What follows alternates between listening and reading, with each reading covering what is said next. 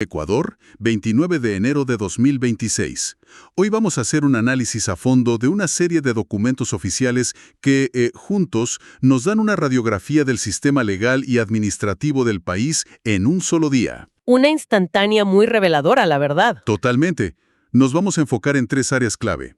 Primero, unas decisiones muy importantes de la Corte Constitucional. Sí, ahí hay un caso de insolvencia de muy alto perfil y una sentencia que la verdad es fundamental sobre perspectiva de género en la justicia. Exacto. Segundo, vamos a ver cómo un gobierno provincial, el de Manabí en este caso, lleva a la práctica la protección que la Constitución promete a los grupos más vulnerables. Y ahí es donde la teoría se vuelve realidad, ¿no? Justo. Y finalmente vamos a conectar todo. Veremos cómo el resto de instituciones del Estado, desde una superintendencia hasta un municipio pequeño, se rigen por ese mismo marco constitucional. Bien, empecemos a desglosar esto porque hay bastante material. Tenemos varias sentencias de la Corte Constitucional, pero hay una que me llamó la atención de inmediato. Es el caso 1190-22-EP25. Es un caso fascinante y muy, muy actual. Lo que está en el centro del debate es, la Corte Constitucional se pregunta si la Corte Provincial de Manabí le falló a una persona en su derecho a una justicia efectiva. ¿Y por qué? ¿Cuál es el punto específico? Específicamente por haber basado su decisión en estereotipos de género en un caso de presunta violencia sexual. A ver, detengámonos ahí. Juzgar con perspectiva de género. Es una frase que escuchamos por todos lados, pero ¿qué significa realmente en la práctica? En una sala de audiencias. Bueno, en palabras sencillas, significa que los jueces tienen la obligación activa de reconocer que existan desigualdades históricas, estructurales, que afectan de manera desproporcionada a las mujeres. O sea, no es un favor que se hace. Para nada.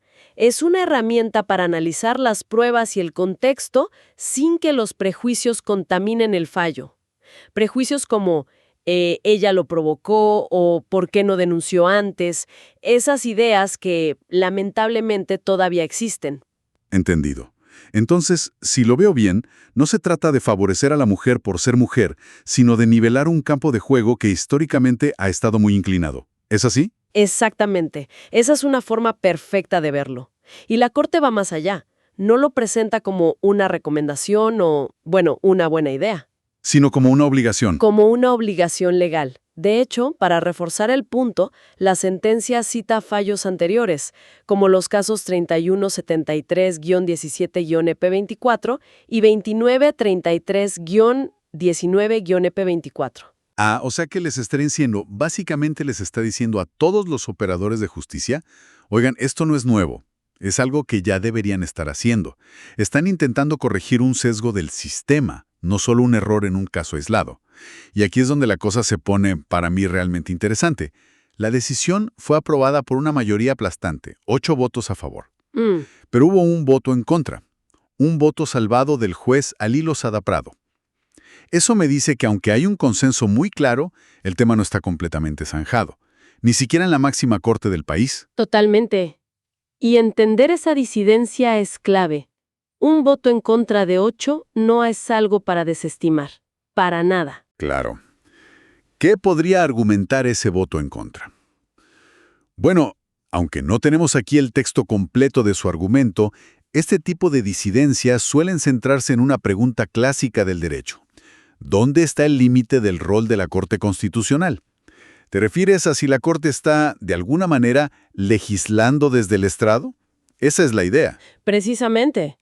El argumento disidente podría ser que la Corte se está excediendo en su función, que en lugar de solo revisar si hubo un error técnico o procesal muy evidente, está entrando a interpretar la intención de los jueces de Manabí, asumiendo que actuaron con base en estereotipos.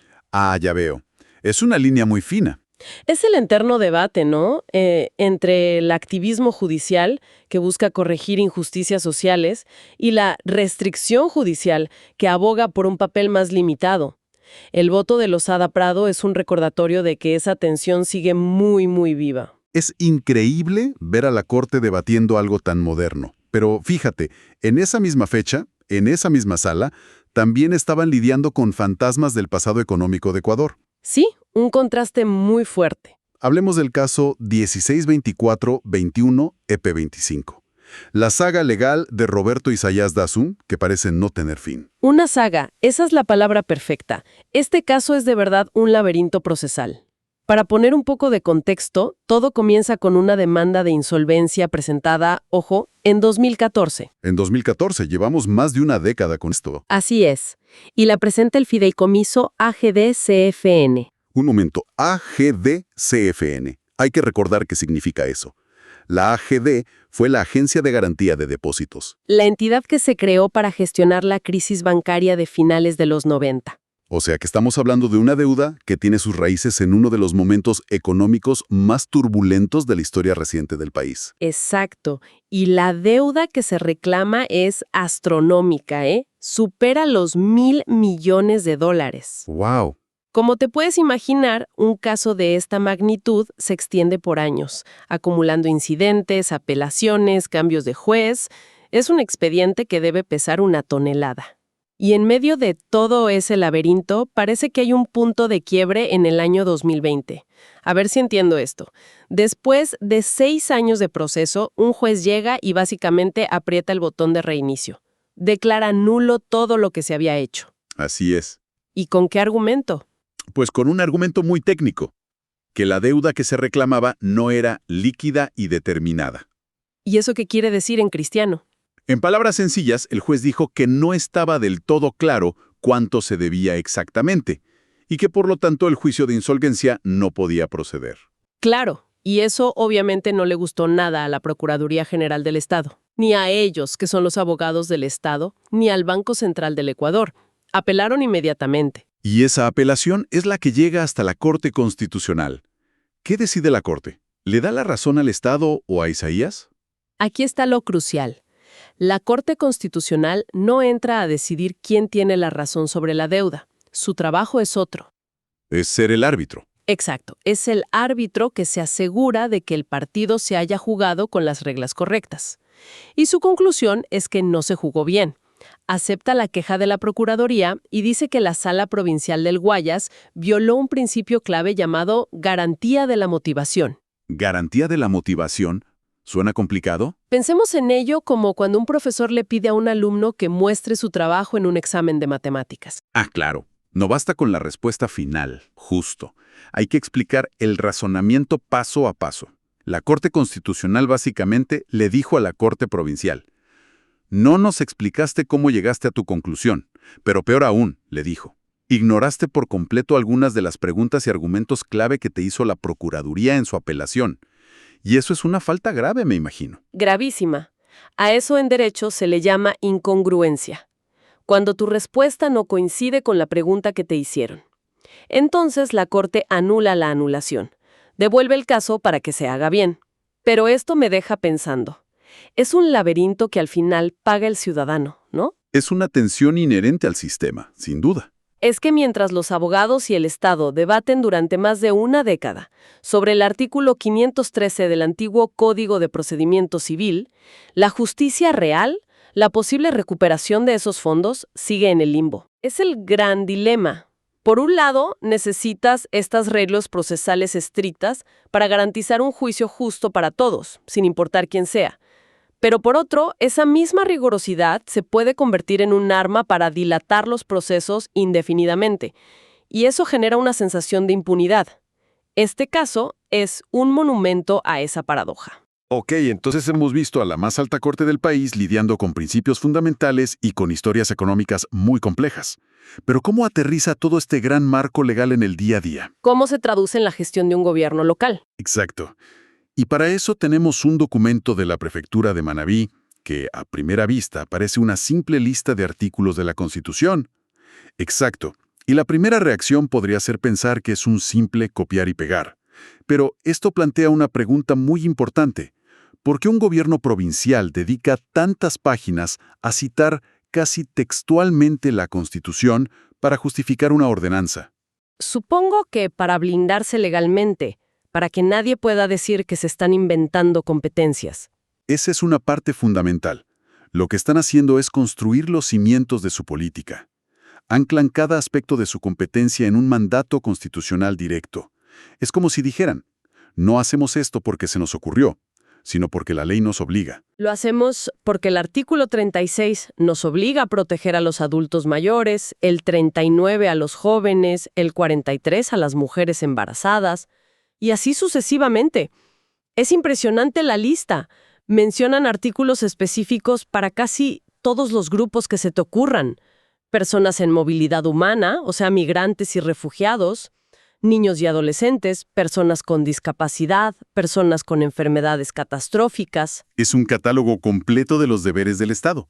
Y esto nos demuestra algo clave. La Constitución no es un documento abstracto guardado en un cajón. Es el manual de instrucciones, la herramienta de trabajo diaria para los gobiernos locales. Claro, a través de estas citas definen sus enfoques, como el de derechos humanos o el de movilidad humana, basando cada acción en un artículo específico.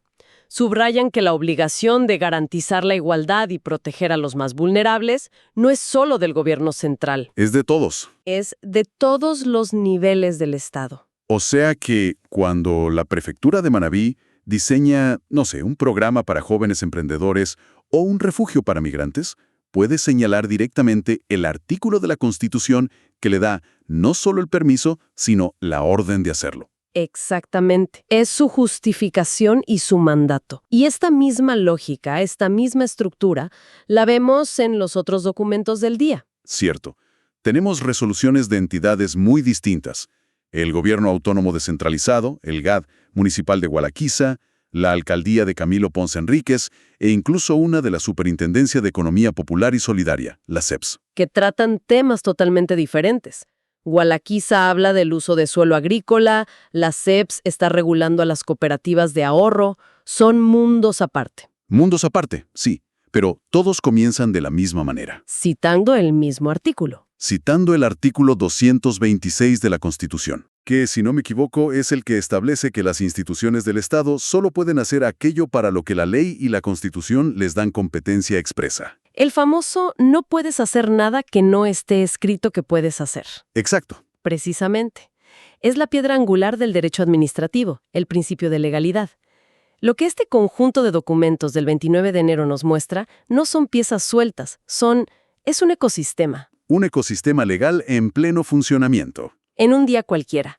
Por un lado, tienes a la Corte Constitucional en la cima, estableciendo los grandes precedentes como la perspectiva de género y vigilando que los procesos se cumplan, como en el caso Isaías. Y por otro lado tienes a todas estas entidades, nacionales, provinciales, municipales, usando ese mismo marco constitucional como su mapa de ruta para sus tareas diarias. Desde regular una pequeña cooperativa en la Amazonía, Hasta planificar el futuro agrícola de un cantón. ahí está la conexión. Es un sistema que fluye de arriba hacia abajo y viceversa. Las decisiones de la Corte impactan cómo un GAD debe actuar, y las acciones de ese GAD se justifican en la misma Constitución que la Corte interpreta. Todo está interconectado. Entonces, al observar este mosaico de decisiones judiciales, políticas provinciales y resoluciones administrativas de un solo día, lo que vemos es un sistema legal que, con toda su complejidad y a veces su lentitud, está estructurado y en constante movimiento. Vemos cómo esos principios abstractos de la Constitución se traducen en acciones concretas que buscan proteger derechos, desde la perspectiva de género en una sala de audiencias. Hasta la atención prioritaria en una política local en Manabí.